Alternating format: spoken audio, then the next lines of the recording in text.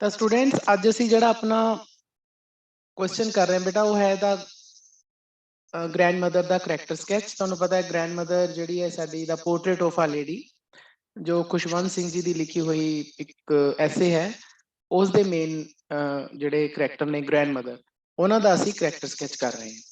ਤਾਂ character sketch ਕਿਉਂਕਿ ਬੇਟਾ ਤੁਹਾਨੂੰ ਪਤਾ ਹੈ ਕਿ ਐਸੇ ਟਾਈਪ ਕੁਐਸਚਨ ਹੁੰਦਾ ਇਹ, ਐਸੇ ਟਾਈਪ ਕੁਐਸਚਨ ਨੂੰ ਥੋੜੇ ਜਿਹੇ ਵੱਡੇ ਹੁੰਦੇ ਆ ਐਸੇ ਟਾਈਪ ਕੁਐਸਚਨ, ਉਹਨਾਂ ਵਿੱਚ ਮਤਲਬ ਲਾਈਨ ਜ਼ਿਆਦਾ ਹੁੰਦੀਆਂ 15-15 20 ਲਾਈਨਸ ਦੇ ਇਹ ਕੁਐਸਚਨਸ ਹੁੰਦੇ ਆ। ਐਸੇ ਟਾਈਪ ਹੁੰਦੇ ਨਾ ਜਿਸ ਤਰ੍ਹਾਂ ਆਪਾਂ ਐਸੇ ਲਿਖਦੇ ਆ ਉਸੇ ਤਰ੍ਹਾਂ ਦੇ ਇਹ ਕੁਐਸਚਨ ਹੁੰਦੇ ਆ।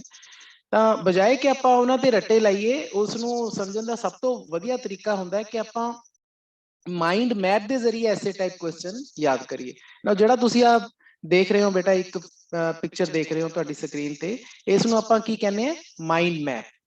ਮਾਈਂਡ ਮੈਪ ਕਹਿੰਦੇ ਆ ਜੀ। ਮਾਈਂਡ ਮੈਪ ਇੱਕ ਤਰ੍ਹਾਂ ਦਾ ਮੈਪ ਹੈ, ਲੇਕਿਨ ਮਾਈਂਡ ਦੇ ਵਿੱਚ ਰੱਖਣਾ ਆਪਾਂ ਇਹਨੂੰ। ਮਾਈਂਡ ਦਾ ਮਤਲਬ ਆਪਣੇ ਦਿਲ 'ਚ, ਆਪਣੇ ਮਨ 'ਚ ਰੱਖਣਾ।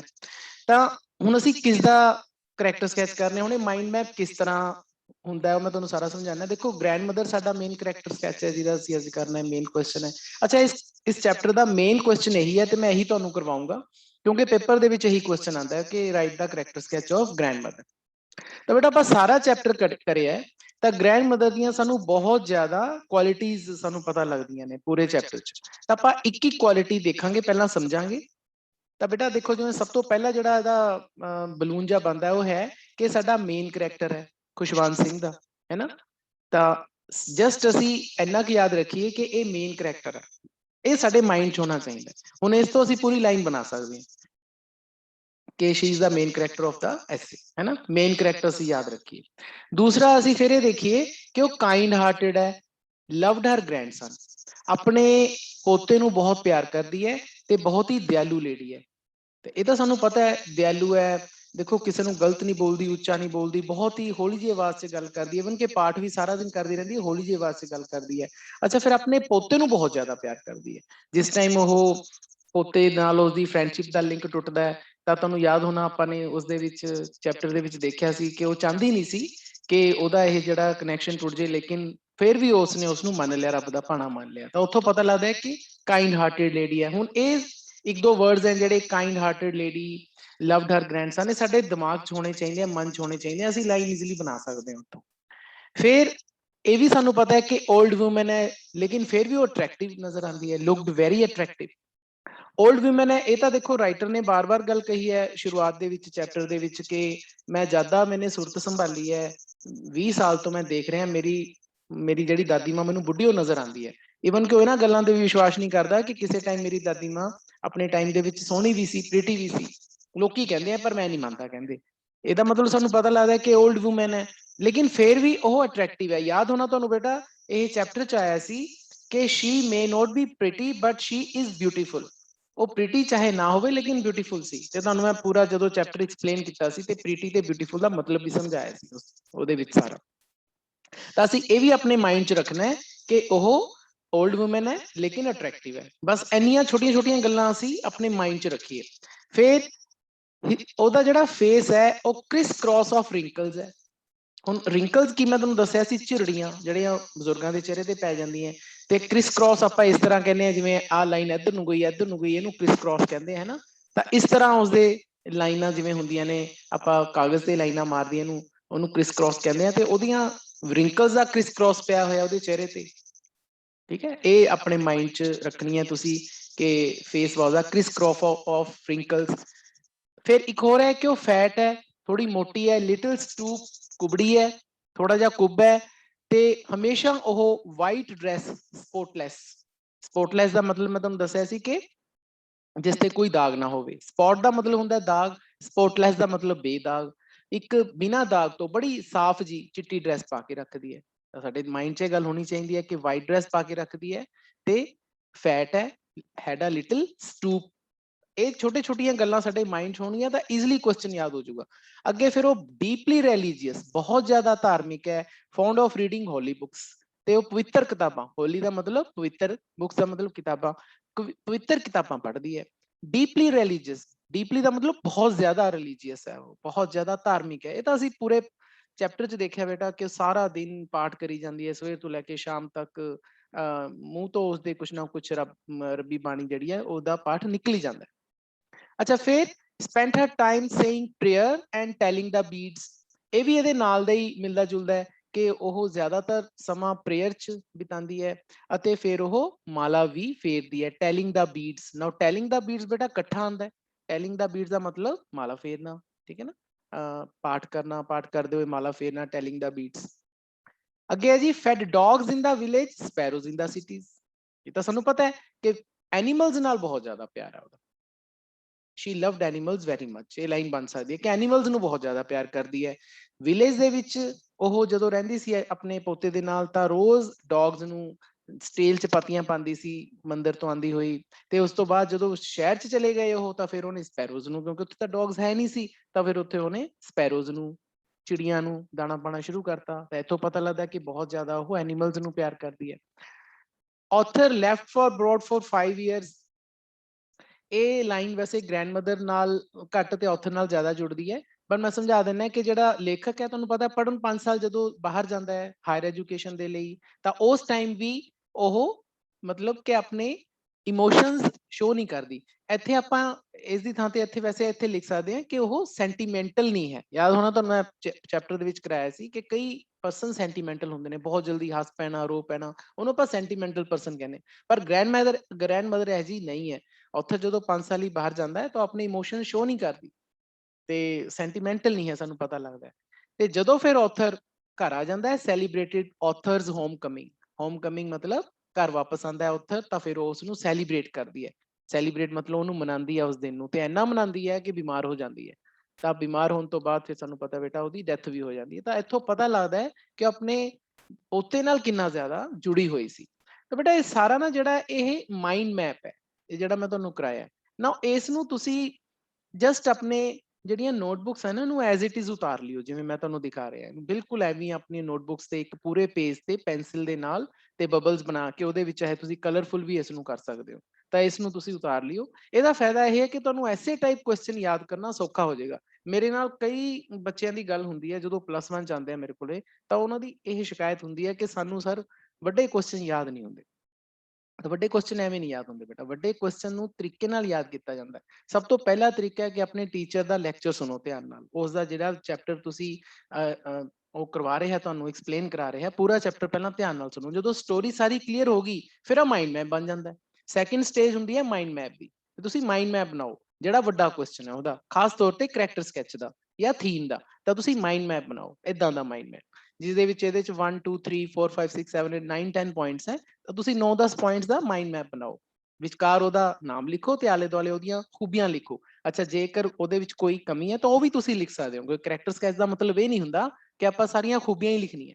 ਜੇ ਉਸ ਬੰਦੇ ਦੇ ਵਿੱਚ ਕੋਈ ਕਮੀ ਹੈ ਤਾਂ ਅਸੀਂ ਉਹ ਵੀ ਲਿਖਾਂਗੇ, ਇਹਦੇ ਚ ਉਹ ਆਣਗੇ, ਮੈਂ ਤੁਹਾਨੂੰ ਦੱਸੂਗਾ। ਤਾਂ ਇਸ ਤਰ੍ਹਾਂ ਦਾ ਤੁਸੀਂ ਜਦੋਂ ਮਾਈਂਡ ਮੈਪ ਬਣਾਉਂਦੇ ਹੋ ਫਿਰ ਉਹਨੂੰ ਸਮਝੋ, ਜਿਵੇਂ ਮੈਂ ਤੁਹਾਨੂੰ ਸਮਝਾਇਆ। ਜਦੋਂ ਤੁਸੀਂ ਪੂਰਾ ਸਮਝ ਲਿਆ ਫਿਰ ਕੁਐਸਚਨ ਤੇ ਆਓ, ਐਸੇ ਟਾਈਪ ਕੁਐਸਚਨ ਤੇ, ਫਿਰ ਐਸੇ ਟਾਈਪ ਕੁਐਸਚਨ ਨੂੰ ਯਾਦ ਕਰੋ ਤੇ ਫਿਰ ਤੁਹਾਨੂੰ ਐਸੇ ਟਾਈਪ ਕੁਐਸਚਨ ਚੰਗੀ ਤਰ੍ਹਾਂ ਯਾਦ ਹੋਏਗਾ, ਕਦੇ ਭੁੱਲੋਗੇ ਨਹੀਂ। ਅੱਛਾ, ਤੁਸੀਂ ਪੇਪਰ ਦੇ ਵਿੱਚ ਵੀ ਜਦੋਂ ਤੁਹਾਡੇ ਐਗਜ਼ਾਮਸ ਹੋਣਗੇ, ਫਾਈਨਲ ਐਗਜ਼ਾਮਸ ਹੋਣਗੇ, ਤਾਂ ਉਸ ਦੇ ਵਿੱਚ ਵੀ ਤੁਸੀਂ ਇਹ ਮਾਈਂਡ ਮੈਪ ਡਰਾ ਕਰਕੇ ਆਓ। ਇਹ ਡਰਾ ਕਰਕੇ ਆਓ, ਤੁਹਾਨੂੰ ਮਾਰਕਸ ਜ਼ਿਆਦਾ ਮਿਲਣਗੇ। ਕੋਸ਼ਿਸ਼ ਕਰੋ ਇਹ ਚੀਜ਼ ਨੂੰ, ਮਾਈਂਡ ਮੈਪ ਨੂੰ ਡਰਾ ਕਰਨ ਦੀ। ਤਾਂ ਹੁਣ ਮੈਨੂੰ ਤੁਹਾਨੂੰ ਪਤਾ ਲੱਗ ਗਿਆ ਹੋਣਾ ਬੇਟਾ ਕਿ ਮਾਈਂਡ ਮੈਪ ਕਹਿੰਦੇ ਕਿਹਨੂੰ ਹੈ। ਤਾਂ ਮਾਈਂਡ ਮੈਪ ਦਾ ਮਤਲਬ ਹੈ ਉਹ ਸਾਰੀਆਂ ਗੱਲਾਂ ਜੋ ਸਾਡੇ ਮਾਈਂਡ 'ਚ ਰਹਿਣ, ਹਮੇਸ਼ਾ ਯਾਦ ਰਹਿਣ, ਇੱਕ ਮੈਪ ਜਿਹਾ ਬਣ ਜੇ ਸਾਡੇ ਮਾਈਂਡ 'ਚ, ਕਿਸੇ ਵੀ ਕਰੈਕਟਰ ਦਾ ਕਰੈਕਟਰ ਸਕੈਚ ਕਰਨ ਲੱਗੇ ਜਾਂ ਕਿਸੇ ਵੀ ਚੈਪਟਰ ਦਾ ਥੀਮ ਕਰਨ ਲੱਗੇ।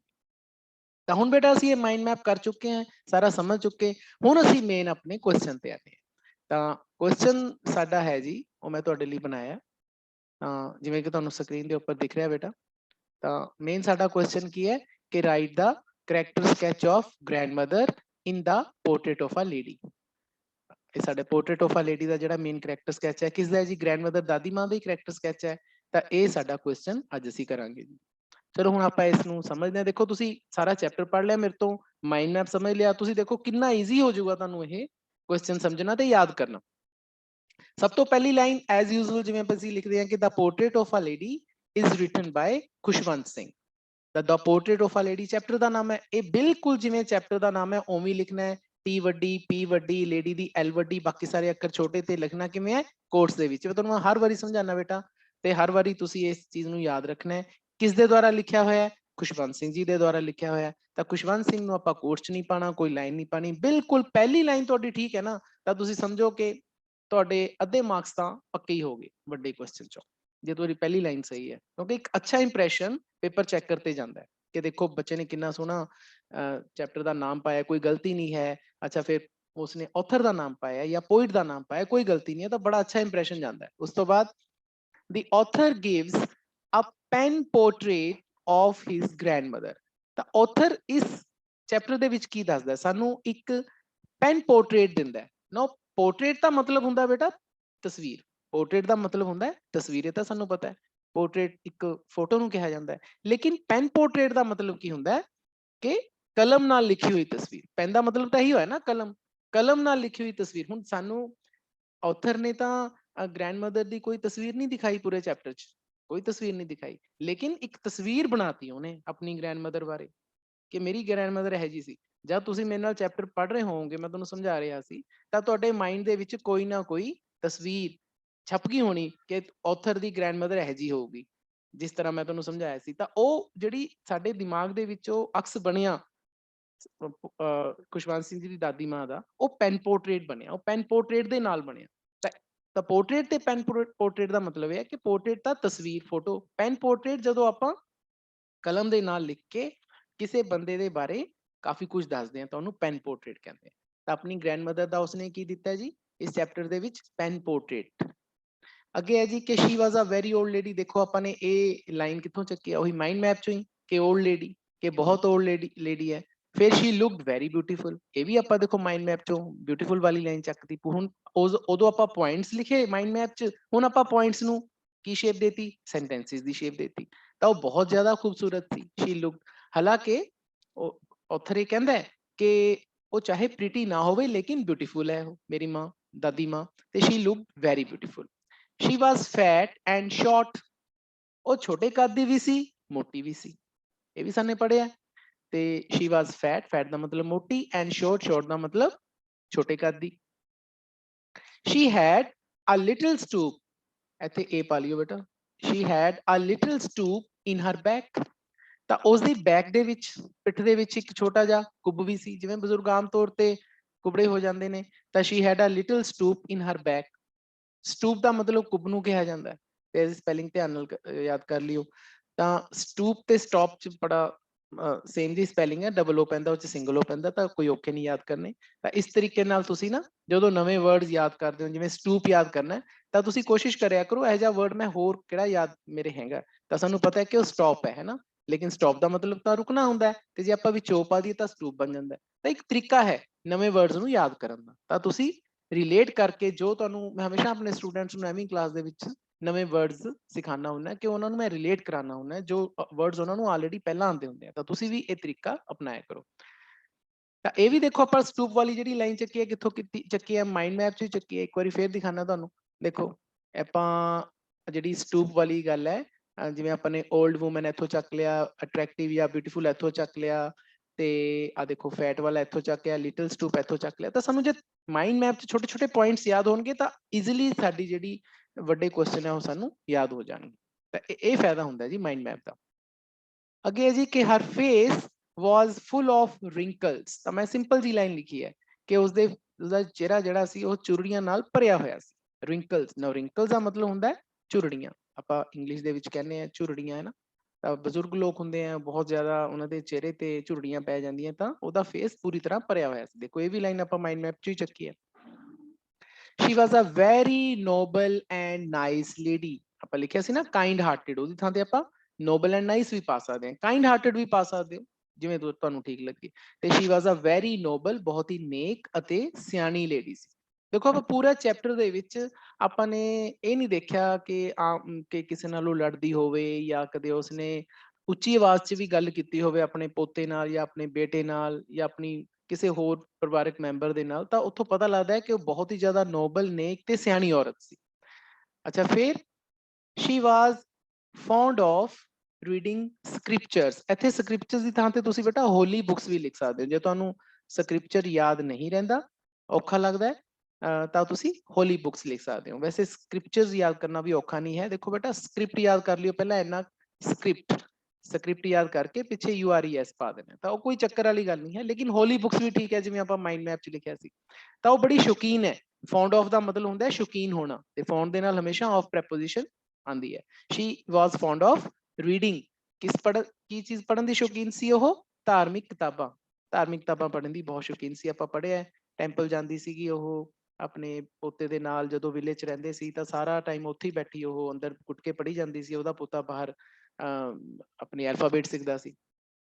ਤਾਂ ਉੱਥੋਂ ਪਤਾ ਲੱਗਦਾ ਹੈ ਕਿ ਸ਼ੀ ਵਾਜ਼ ਵੈਰੀ ਰਿਲੀਜੀਅਸ। ਯਾਦ ਕਰੋ, ਆਪਾਂ ਨੇ ਮਾਈਂਡ ਮੈਪ 'ਚ ਡੀਪਲੀ ਰਿਲੀਜੀਅਸ ਪਾਇਆ, ਤਾਂ ਵੈਰੀ ਵੀ ਪਾ ਸਕਦੇ ਹੋ, ਸੌਖੇ ਵੀ ਵਰਡਸ ਪਾ ਸਕਦੇ ਹੋ। ਤੇ ਸ਼ੀ ਵਾਜ਼ ਵੈਰੀ ਰਿਲੀਜੀਅਸ, ਬਹੁਤ ਜ਼ਿਆਦਾ ਧਾਰਮਿਕ ਸੀ। ਤਾਂ ਰਿਲੀਜੀਅਸ ਸ਼ਬਦ ਬੇਟਾ ਤੁਹਾਨੂੰ ਪਤਾ ਹੈ ਰਿਲੀਜਨ ਤੋਂ ਬਣਿਆ, ਠੀਕ ਹੈ ਨਾ। ਰਿਲੀਜਨ ਦੇ ਸਪੈਲਿੰਗ ਤੁਹਾਨੂੰ ਜੇ ਪਤਾ ਨੇ ਤਾਂ ਤੁਸੀਂ ਜਸਟ ਐਨ ਕੱਟ ਕੇ OUS ਪਾ ਦੇਣਾ ਤਾਂ ਰਿਲੀਜੀਅਸ ਬਣ ਜਾਂਦਾ। ਇਸ ਤਰੀਕੇ ਦੇ ਨਾਲ ਆਪਾਂ ਵਰਡਸ ਯਾਦ ਕਰ ਸਕਦੇ ਹਾਂ। ਸ਼ੀ ਲਵਡ ਦੀ ਐਨੀਮਲਸ ਵੈਰੀ ਮਚ। ਹੁਣ ਸਾਨੂੰ ਇਹ ਵੀ ਪਤਾ ਹੈ ਕਿ ਐਨੀਮਲਸ ਨਾਲ ਉਸਦਾ ਬਹੁਤ ਪਿਆਰ ਸੀ। ਲਵ ਦਾ ਮਤਲਬ ਪਿਆਰ ਕਰਨਾ, ਐਨੀਮਲਸ ਜਾਨਵਰਾਂ ਨੂੰ ਬਹੁਤ ਜ਼ਿਆਦਾ। ਮੈਂ ਹੁਣ ਇਕੱਠੇ ਹੀ ਕਰਤਾ ਕਿ ਐਨੀਮਲਸ ਦੇਖੋ, ਚਾਹੇ ਉਹ ਡੌਗਸ ਹੈ ਚਾਹੇ ਸਪੈਰੋਜ਼ ਹੈ, ਉਹਦਾ ਬਹੁਤ ਜ਼ਿਆਦਾ ਉਹਨਾਂ ਨਾਲ ਜੁੜਾਵ ਸੀ। ਵਿਲੇਜ ਦੇ ਵਿੱਚ ਡੌਗਸ ਨੂੰ ਰੋਜ਼ ਬਾਸੀ ਰੋਟੀ ਪਾਣੀ, ਤੇ ਸਿਟੀ ਦੇ ਵਿੱਚ ਰੋਜ਼ ਬਰਡਸ ਨੂੰ, ਸਪੈਰੋਜ਼ ਨੂੰ ਦਾਣਾ ਪਾਣਾ ਉਸ ਦੀ ਦਿਨਚਰਿਆ ਦਾ ਹਿੱਸਾ ਸੀ, ਰੂਟੀਨ ਸੀ ਉਸਦੀ। ਇਹ ਉੱਥੋਂ ਪਤਾ ਲੱਗਦਾ ਹੈ ਕਿ ਉਹ ਐਨੀਮਲਸ ਨੂੰ ਬਹੁਤ ਜ਼ਿਆਦਾ ਪਿਆਰ ਕਰਦੀ ਸੀ। ਐਨੀਮਲਸ ਐਂਡ ਬਰਡਸ, ਇੱਥੇ Shri loved the animals and birds ਵੀ ਪਾ ਸਕਦੇ ਹੋ ਤੁਸੀਂ। ਐਨੀਮਲਸ ਇੱਥੇ ਡੌਗਸ ਪਾ ਸਕਦੇ ਹੋ ਕਿਉਂਕਿ ਬਰਡਸ ਦੀ ਆਪਾਂ ਅਲੱਗ ਲਾਈਨ ਲਿਖਤੀ। ਤਾਂ ਇਨ ਦਾ ਸਿਟੀ ਸ਼ੀ ਆਲਵੇਜ਼ ਫੈਡ ਦਾ ਬਰਡਸ। ਤੇ ਜਦੋਂ ਸਿਟੀ ਚਲੀ ਗਈ, ਸ਼ਹਿਰ 'ਚ ਚਲੀ ਗਈ, ਉਹ ਹਮੇਸ਼ਾ ਬਰਡਸ ਨੂੰ ਫੀਡ ਕਰਦੀ ਸੀਗੀ। ਬਰਡਸ ਪੰਛੀਆਂ ਨੂੰ, ਉਹਦੇ 'ਚ ਕਬੂਤਰ ਵੀ ਹੈ, ਚਿੜੀਆਂ ਵੀ ਹੈ, ਸਾਰੇ ਆ ਜਾਂਦੇ ਸੀਗੇ। ਤਾਂ ਸ਼ੀ ਆਲਵੇਜ਼ ਫੈਡ ਦਾ ਬਰਡਸ। ਫੈਡ ਇੱਥੇ ਫੀਡ ਦੀ ਸੈਕਿੰਡ ਫਾਰਮ ਆ ਗਈ। ਫੀਡ, ਫੈਡ, ਫੈਡ, ਫੈਡ ਦਾ ਮਤਲਬ ਦਾਣਾ ਪਾਣਾ। ਤਾਂ ਰੋਜ਼ ਸਿਟੀ ਦੇ ਵਿੱਚ ਉਹ ਬਰਡਸ ਨੂੰ ਦਾਣਾ ਪਾਉਂਦੀ ਸੀ। She always prayed to God. ਹਮੇਸ਼ਾ ਪਰਮਾਤਮਾ ਦਾ ਸ਼ੁਕਰਾਨਾ ਕਰਦੀ ਸੀ, ਉਹ ਪਰਮਾਤਮਾ ਨੂੰ ਯਾਦ ਕਰਦੀ ਸੀ। ਜਦੋਂ ਵੀ ਉਸ ਨੂੰ ਦੇਖੋ, ਉਹਦੇ ਮੂੰਹ ਚੋਂ ਕੁਛ ਨਾ ਕੁਛ ਬਾਣੀ ਦਾ ਪਾਠ ਚੱਲਦਾ ਰਹਿੰਦਾ ਸੀ। ਸ਼ੀ ਆਲਵੇਜ਼, ਹਮੇਸ਼ਾ prayed to God. And she was very attached to the author. ਤਾਂ ਇਹ ਤਾਂ ਆਪਾਂ ਮਾਈਂਡ ਮੈਪ ਦੀ ਗੱਲ ਲਿਖੀ ਹੈ ਕਿ ਬਹੁਤ ਜ਼ਿਆਦਾ ਪਿਆਰ ਕਰਦੀ ਸੀਗੀ ਉਹ। ਵੈਰੀ ਅਟੈਚਡ, ਬਹੁਤ ਜ਼ਿਆਦਾ ਜੁੜੀ ਹੋਈ ਸੀ। Very attached to the author, ਲੇਖਕ ਦੇ ਨਾਲ ਬਹੁਤ ਜ਼ਿਆਦਾ ਜੁੜੀ ਹੋਈ ਸੀ। Shri was very attached to the author, author ਨਾਲ ਬਹੁਤ ਅਟੈਚਮੈਂਟ ਸੀ ਉਸਦੀ। ਦੇਖੋ, ਜਦੋਂ ਵਿਲੇਜ ਸੀ ਤਾਂ ਉਹਦੇ ਨਾਲ ਜਾਣਾ ਆਉਣਾ। ਸਿਟੀ 'ਚ ਵੀ ਦੇਖੋ, ਉਹਨਾਂ ਨੂੰ ਕੁਛ ਟਾਈਮ ਤੱਕ, ਕਾਫੀ ਟਾਈਮ ਤੱਕ ਇੱਕੋ ਰੂਮ 'ਚ ਰਹੇ, ਤੇ ਜਿਸ ਟਾਈਮ ਉਸ ਨੂੰ ਰੂਮ ਤੋਂ ਅਲੱਗ ਰੂਮ 'ਚ ਜਾਣਾ ਪਿਆ ਮਾਤਾ ਨੂੰ, ਤਾਂ ਫਿਰ ਬਹੁਤ ਦੁੱਖ ਲੱਗਿਆ ਸੀ ਉਸ ਨੂੰ। ਇਸ ਕਰਕੇ ਪਤਾ ਲੱਗਦਾ ਹੈ ਕਿ ਆਥਰ ਦੇ ਨਾਲ ਬਹੁਤ ਜ਼ਿਆਦਾ ਪਿਆਰ ਸੀ। She always ਵੈਂਟ to the temple. ਇਹ ਵੀ ਇੱਕ ਲਾਈਨ ਆਪਾਂ ਲਿਖ ਸਕਦੇ ਹਾਂ ਕਿ ਹਮੇਸ਼ਾ ਮੰਦਿਰ ਜਾਂਦੀ ਸੀ ਉਹ, ਗੁਰਦੁਆਰਾ ਸਾਹਿਬ ਜਾਂਦੀ ਸੀ, ਆਲਵੇਜ਼ ਜਾਂਦੀ ਸੀ। ਅੱਛਾ, ਇਹ ਵਾਲੀ ਲਾਈਨ ਜ਼ਰੂਰ ਲਿਖੋ ਬੇਟਾ ਕਿ she was not a sentimental lady. Sentimental ਨਹੀਂ ਸੀ। ਮੈਂ ਸੈਂਟੀਮੈਂਟਲ ਦਾ ਮਤਲਬ ਤੁਹਾਨੂੰ ਜਦੋਂ ਚੈਪਟਰ ਕਰਵਾਇਆ ਸੀ ਬੜਾ ਡਿਟੇਲ ਸਮਝਾਇਆ ਸੀ। ਸੈਂਟੀਮੈਂਟਲ ਦਾ ਮਤਲਬ ਹੁੰਦਾ ਬੇਟਾ ਕਿ ਕਈ ਵਾਰੀ ਕੀ ਹੁੰਦਾ ਨਾ, ਮੰਨ ਲਓ ਤੁਹਾਨੂੰ ਉਹ ਜਿਵੇਂ ਤੁਹਾਡੀ ਉਹ ਗੱਲ ਕਰਾਂ ਕਿ ਸਟੂਡੈਂਟ ਹੈ ਕਲਾਸ 'ਚ, ਤੇ ਕਿਸੇ ਟੀਚਰ ਨੇ ਹਲਕਾ ਜਿਹਾ ਡਾਂਟਤਾ, ਉਹਨੂੰ ਝਿੜਕ ਦੇਤੀ, ਤਾਂ ਸਟੂਡੈਂਟ ਰੋ ਪਿਆ। ਜਾਂ ਫਿਰ ਟੀਚਰ ਨੇ ਮਾੜੀ ਜਿਹੀ ਸ਼ਾਬਾਸ਼ੀ ਦੇਤੀ, ਸਟੂਡੈਂਟ ਬਹੁਤ ਜ਼ਿਆਦਾ ਖੁਸ਼ ਹੋਇਆ, ਭੰਗੜੇ ਹੀ ਪਾਉਣ ਲੱਗ ਗਿਆ। ਤਾਂ ਇਹਨੂੰ ਆਪਾਂ ਕਹਿੰਦੇ ਆ ਕਿ ਉਹ ਬੰਦਾ ਕੀ ਹੈ, ਸੈਂਟੀਮੈਂਟਲ ਹੈ, ਕਿ ਉਸ ਦਾ ਆਪਣੇ ਜਿਹੜੇ ਮਨੋਭਾਵ ਨੇ ਜਾਂ ਜੋ ਵੀ ਉਹਦੀ ਇਮੋਸ਼ਨਸ ਹੈ ਉਸ ਤੇ ਕੰਟਰੋਲ ਨਹੀਂ ਹੈ। ਤਾਂ ਜਿਸ ਬੰਦੇ ਦਾ ਇਮੋਸ਼ਨਸ ਤੇ ਕੰਟਰੋਲ ਨਹੀਂ ਹੁੰਦਾ ਉਹਨੂੰ ਆਪਾਂ ਨॉन ਸੈਂਟੀਮੈਂਟਲ ਕਹਿੰਦੇ ਆ। ਲੇਕਿਨ ਉਹ ਸੈਂਟੀਮੈਂਟਲ ਨਹੀਂ ਸੀ, ਏਦਾਂ ਦੀ ਨਹੀਂ ਸੀ, ਸੈਂਟੀਮੈਂਟਲ ਨਹੀਂ ਸੀ। ਇਹੋ ਜਿਹੇ ਬੰਦੇ ਨੂੰ ਆਪਾਂ ਸੈਂਟੀਮੈਂਟਲ ਕਹਿੰਦੇ ਆ, ਜਿਸਦਾ ਆਪਣੇ ਆਵੇਗਾਂ ਤੇ ਕੰਟਰੋਲ ਨਹੀਂ ਹੁੰਦਾ। ਲੇਕਿਨ ਸਾਡੀ ਦਾਦੀ ਮਾਂ ਇਹੋ ਜਿਹੀ ਨਹੀਂ ਸੀ। ਇੱਥੋਂ ਇਹ ਕਿਹੜੀ ਘਟਨਾ ਤੋਂ ਪਤਾ ਲੱਗਦਾ, ਜਦੋਂ ਉਹ ਸਟੇਸ਼ਨ ਤੇ ਛੱਡਣ ਆਉਂਦੀ ਹੈ ਆਪਣੇ ਪੋਤੇ ਨੂੰ, ਬਿਲਕੁਲ ਨਹੀਂ ਰੋਂਦੀ, ਬਿਲਕੁਲ ਨਹੀਂ ਉਸਨੂੰ ਇਸ ਜ਼ਾਹਿਰ ਨਹੀਂ ਹੋਣ ਦਿੰਦੀ ਕਿ ਮੈਂ ਅੰਦਰੋਂ ਕਿੰਨੀ ਦੁਖੀ ਹੈ। ਤੇ ਇਹ ਲਾਈਨ ਤੁਸੀਂ ਜ਼ਰੂਰ ਲਿਖਣੀ ਹੈ, ਸੈਂਟੀਮੈਂਟਲ। ਤੇ ਲਾਸਟ ਦੇ ਵਿੱਚ ਰੀਅਲੀ, ਸੱਚਮੁੱਚ, she was a very loving human being, ਕਿ ਉਹ ਇੱਕ ਬਹੁਤ ਹੀ ਪਿਆਰੀ ਇਨਸਾਨ ਹੈ। ਹਿਊਮਨ ਬੀਇੰਗ ਦਾ ਮਤਲਬ ਕੀ ਹੁੰਦਾ ਬੇਟਾ, ਇਨਸਾਨ। ਲਵਿੰਗ ਦਾ ਮਤਲਬ ਪਿਆਰੀ, ਵੈਰੀ ਬਹੁਤ ਜ਼ਿਆਦਾ। ਤਾਂ ਅਜਿਹਾ ਇਨਸਾਨ ਬਹੁਤ ਹੀ ਪਿਆਰਾ ਹੁੰਦਾ ਹਰ ਇੱਕ ਬੰਦੇ ਲਈ। ਤਾਂ ਇੱਕ ਚੰਗਾ ਅਕਸ ਉਸਦਾ ਸਾਡੇ ਇੰਪ੍ਰੈਸ਼ਨ ਤੇ ਪੈਂਦਾ। ਉਮੀਦ ਹੈ ਬੇਟਾ ਕਿ ਜਿਹੜਾ ਤੁਹਾਡਾ ਵੱਡਾ ਕੁਐਸਚਨ ਹੈ, ਐਸੇ ਟਾਈਪ ਕੁਐਸਚਨ ਹੈ, ਮੈਂ ਸਪੈਸ਼ਲ ਲਿਖਿਆ। ਬਹੁਤ ਹੀ ਸਿੰਪਲ ਲਾਈਨਸ ਹੈ ਇਸ ਦੇ ਵਿੱਚ, ਬਹੁਤ ਹੀ ਸਿੰਪਲ ਹੈ। ਜੇ ਤੁਸੀਂ ਇਸ ਨੂੰ ਈਜ਼ੀਲੀ ਥੋੜਾ ਜਿਹਾ ਪੜ੍ਹ ਕੇ ਤੇ ਲਿਖ ਕੇ ਦੇਖ ਲਓ ਇੱਕ ਦੋ ਵਾਰੀ, ਮੈਨੂੰ ਨਹੀਂ ਲੱਗਦਾ ਕਿ ਤੁਸੀਂ ਕਦੇ ਭੁੱਲੋਗੇ। ਇਹੀ ਕੁਐਸਚਨ ਤੁਸੀਂ ਆਪਣੀ ਫੈਨ ਨੋਟਬੁੱਕਸ ਤੇ ਨੋਟ ਕਰਿਓ। ਹੋਰ ਕਿਤੋਂ ਕਰਨ ਦੀ ਲੋੜ ਨਹੀਂ, ਕਿਸੇ ਗਾਈਡ ਚੋਂ, ਕਿਸੇ ਹੋਰ ਹੈਲਪ ਬੁੱਕ ਤੋਂ ਨੋਟ ਨਾ ਕਰੋ। ਇਹੀ ਵਾਲਾ ਕੁਐਸਚਨ ਤੁਸੀਂ ਨੋਟ ਕਰੋ। ਸ਼ੋਰਟ ਆਂਸਰ ਟਾਈਪ ਕੁਐਸਚਨ ਮੈਂ ਤੁਹਾਨੂੰ ਪਿਛਲੇ ਲੈਕਚਰ 'ਚ ਕਰਵਾਤੇ ਸੀ, ਤੇ ਇੱਕ ਜਿਹੜਾ ਮੇਨ ਐਸੇ ਟਾਈਪ ਕੁਐਸਚਨ ਤੁਹਾਨੂੰ ਮੈਂ ਇਹ ਕਰਵਾਤਾ। ਅੱਜ ਸਾਡਾ ਜਿਹੜਾ ਦਾ ਪੋਰਟਰੇਟ ਆਫ ਅ ਲੇਡੀ ਹੈ ਚੈਪਟਰ, ਅੱਛਾ ਇਹਦੀਆਂ ਐਕਸਰਸਾਈਜ਼ ਐਂਡ ਸੋਲੂਸ਼ਨ ਦਾ ਵੀ ਤੁਹਾਨੂੰ ਮੈਂ ਇੱਕ ਵੀਡੀਓ ਭੇਜਿਆ ਸੀਗਾ, ਜਿਸ 'ਚ ਸਾਰੀਆਂ ਇਹਦੀਆਂ ਜਿੰਨੀਆਂ ਵੀ ਐਕਸਰਸਾਈਜ਼ ਹੈ ਗ੍ਰਾਮਰ ਨੂੰ ਛੱਡ ਕੇ, ਵੋਕੈਬਲਰੀ ਪ੍ਰੈਕਟਿਸ ਦੀਆਂ ਤੇ ਇੱਕ ਸ਼ਾਇਦ ਗ੍ਰਾਮਰ ਦੀ ਵੀ ਸੀ, ਤੇ ਉਹ ਮੈਂ ਵਿੱਚ ਉਹਦੇ ਆਂਸਰ ਸੋਲੂਸ਼ਨ ਸਮੇਤ ਮੈਂ ਤੁਹਾਨੂੰ ਸਮਝਾਤੇ ਸੀ। ਤਾਂ ਹੁਣ ਆਪਣਾ ਇਹ ਚੈਪਟਰ ਪੂਰਾ ਕੰਪਲੀਟ ਹੋ ਗਿਆ। ਇੱਕ ਵਾਰੀ ਫਿਰ ਮੈਂ ਤੁਹਾਨੂੰ ਸਾਰਿਆਂ ਨੂੰ ਅਨਮਿਊਟ ਕਰਦਾ। ਹਾਂਜੀ ਦੱਸੋ ਜੀ, ਸਮਝ ਆਇਆ ਕੁਐਸਚਨ? ਹਾਂਜੀ ਸਰ। ਅੱਛਾ ਇਹ ਮਾਈਂਡ ਮੈਪ ਸਮਝ ਆਇਆ ਕਿਵੇਂ ਕੀ ਹੁੰਦਾ ਹੈ ਮਾਈਂਡ ਮੈਪ? ਹਾਂਜੀ ਸਰ। ਚਲੋ ਮਨਪ੍ਰੀਤ ਤੁਸੀਂ ਦੱਸੋ ਬੇਟਾ। ਬਾਕੀ ਧਰਮਵੀਰ, ਹਰਕੀਰਤ, ਕਮਲਜੀਤ, ਮਨਪ੍ਰੀਤ, ਪ੍ਰਭਜੋਤ, ਸਿਮਰਜੀਤ, ਸੁਖਮਨ, ਇਹ ਮਾइंड मैप समझ आ गया? हाँ जी सर। कोई दिक्कत हो गई? माइंड मैप नहीं समझ आया जी। कौन है ये? मनप्रीत जी। मन बेटा मैं माइंड मैप ਤੁਹਾਨੂੰ ਸਮਝਾਇਆ ਤਾਂ ਹੈ ਨਾ, ਇੱਕ ਵਾਰੀ ਫੇਰ ਥੋੜਾ ਜਿਹਾ ਦੱਸ ਦੇਣਾ। ਦੇਖੋ थोड़ा जिहा दस दो जी। ਹਾਂ ਵੈਸੇ ਤਾਂ ਮੈਂ ਸਮਝਾਤਾ, ਮੈਂ ਇਸ ਦੀ ਨਾ ਰਿਕਾਰਡਿੰਗ ਵੀ ਕੀਤੀ ਹੈ ਵੀਡੀਓ ਦੀ, ਤਾਂ ਤੁਸੀਂ ਉਹ ਵੀਡੀਓ ਦੁਬਾਰਾ ਤੋਂ ਦੇਖੋ, ਠੀਕ ਹੈ? ਇਸ ਦਾ ਮੈਂ ਲਿੰਕ ਭੇਜ ਦੂੰਗਾ, ਤੁਹਾਨੂੰ ਕਲੀਅਰ ਹੋ ਜਾਊਗਾ ਮਾਈਂਡ ਮੈਪ। ਵੈਸੇ ਮੈਂ ਥੋੜਾ ਜਿਹਾ ਦੱਸ ਦਿੰਦਾ ਕਿ ਜਿਹੜਾ ਮਾਈਂਡ ਮੈਪ ਹੁੰਦਾ ਨਾ, ਉਹਦੇ 'ਚ ਆਪਾਂ ਮੇਨ ਪੁਆਇੰਟਸ ਲਿਖਣੇ ਆ, ਬਸ ਸੈਂਟੈਂਸਿਸ ਨਹੀਂ ਲਿਖਣੇ, ਠੀਕ ਹੈ? ਜਿਵੇਂ ਆਪਾਂ ਇੱਥੇ ਲਿਖਤਾ kind hearted lady, old women, wrinkles ते लिटिल स्टूप, रिलीजियस या फैड डॉग्स, ਇਦਾਂ ਦੇ ਆਪਾਂ ਛੋਟੇ ਛੋਟੇ ਪੁਆਇੰਟਸ ਬਣਾ ਕੇ ਉਹਨਾਂ ਨੂੰ ਇਸ ਤਰ੍ਹਾਂ ਲਿਖ ਲਓ, ਠੀਕ ਹੈ? ਤੇ ਉਸ ਨੂੰ ਆਪਾਂ ਨੇ ਰਿਵਾਈਜ਼ ਕਰ ਲੈਣਾ ਹੈ, ਆਪਣੀ ਨੋਟਬੁੱਕਸ ਤੋਂ ਹੀ ਬਣਾ ਲਓ। ਫਿਰ ਜਦੋਂ ਇਹ ਸਾਡੇ ਛੋਟੇ ਛੋਟੇ ਪੁਆਇੰਟ ਮਾਈਂਡ 'ਚ ਰਹਿ ਜਾਣਗੇ ਨਾ, ਜਦੋਂ ਅਸੀਂ ਮਾਈਂਡ ਮੈਪ ਨੂੰ ਥੋੜਾ ਜਿਹਾ ਯਾਦ ਕਰਾਂਗੇ, ਮਾਈਂਡ 'ਚ ਰੱਖਾਂਗੇ, ਤਾਂ ਉਹ ਤੋਂ ਸੈਂਟੈਂਸਿਸ ਬਣ ਜਾਂਦੇ। ਇਹ ਹੈ ਬਸ ਇਹਦਾ ਫਾਇਦਾ, ਹੋਰ ਕੁਝ ਨਹੀਂ ਹੈ।